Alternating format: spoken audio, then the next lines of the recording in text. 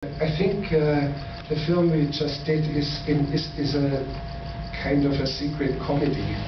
Yeah. I hope it will work like that. It was very funny because you didn't really see the script. I don't think anybody expected it. You started to see it in Nicolas Cage's performance. And they started putting the film together. So, oh my God, it's a comedy. Luckily we were, I mean not like, but while we were actually editing it, the first time we'd ever tried that was editing while we were shooting. And it was informative. It was interesting to see that the performance kind of goes as you made it. Yeah, and one of the producers somehow desperately wanted to come to editing. We would edit in the evenings and on weekends. And one of the producers somehow muscled himself into the editing room, and we showed him one sequence, which is a very, very odd sequence, which may be the epicenter of the entire film, where Nicolas Cage walks into a room where they do surveillance of one of the bad guys across the street. And he walks in and he looks, and there's this provisional coffee table, and he says, "What are these fucking iguanas doing on my coffee table?" And Val Kilmer looks at it and he says, "There ain't no iguanas." And Nicolas Cage says, "Yes, there are."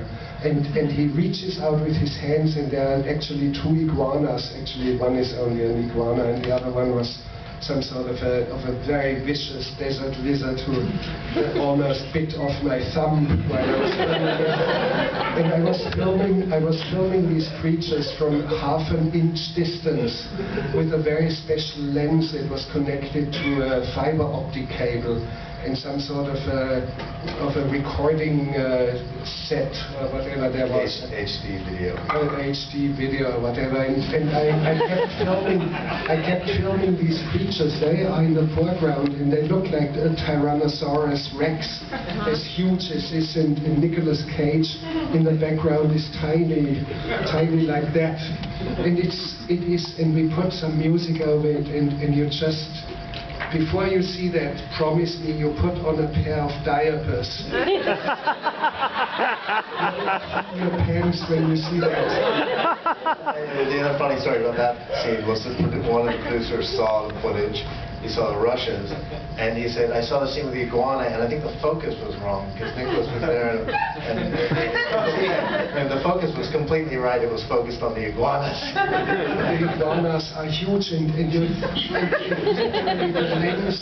the lens of my little camera was as close as this, and I go for the eye, and they start snapping at me and snapping at the lens, and it's totally wild. So you like getting in there with the animals, though. That was your foot Nosferatu that got bit on by a rat, wasn't it? Yeah, well, we had 11,000, and of course I got bitten a lot because we were filming in April, and the winter in Holland at that time was very long, and it was quite cold, and when we released the rats in the street, they all clustered together into huge piles just to keep warm.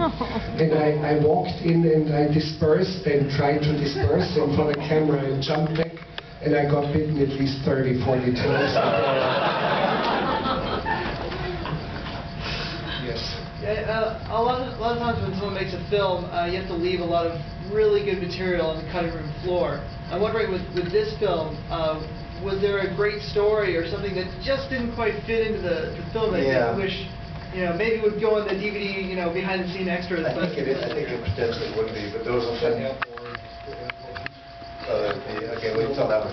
There was a couple, actually. I think there was three, but the one I remember was one scientist had this whole concept of evolution, and he had this amazing kind of PowerPoint presentation that was equating evolution to the Volkswagen Beetle.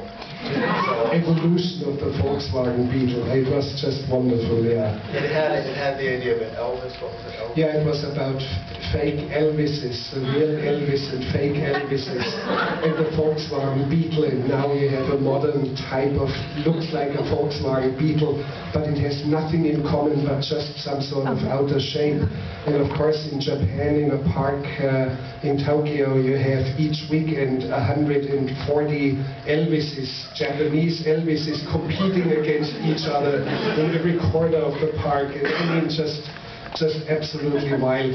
And there was one thing which I kind of regret that it's not in there anymore.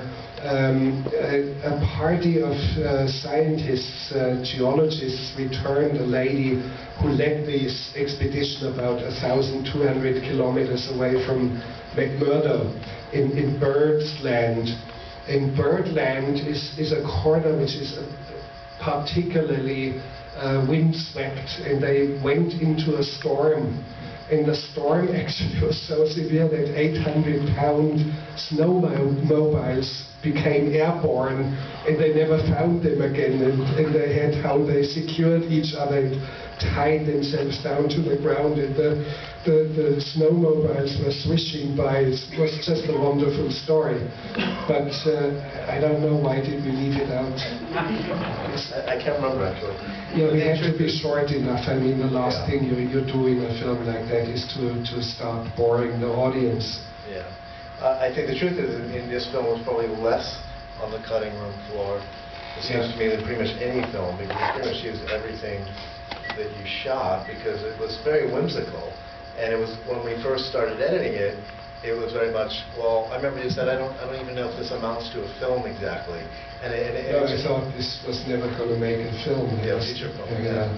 And it did. I mean, it was just, anything could go anywhere, which was a lot of fun to put together.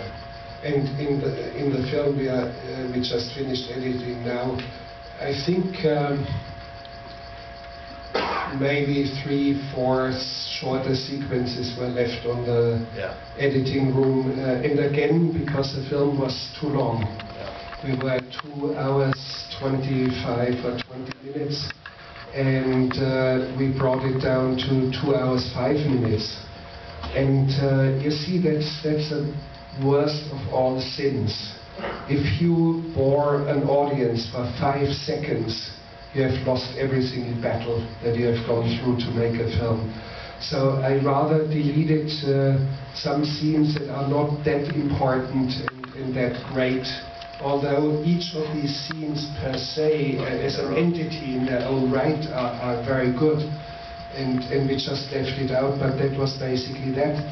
And I shot a very small amount of footage.